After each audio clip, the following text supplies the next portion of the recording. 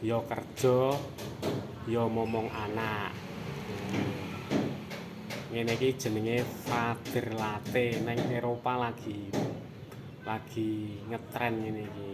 Dadi wong lanang iki ora mung kerja tok, tapi yo iso momong anake, njaga anake, ngono kuwi. Father Latte. Anakmu aja dikeki HP, keki buku wae. Nek HP iki mesake mengko nek nang moto ya cah cilik malah ndang cepet min.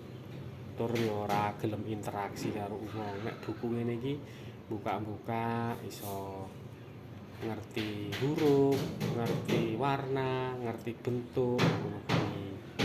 Ya ngono ya, Lur. Nek dolanan HP terus kuotamu cepet entek.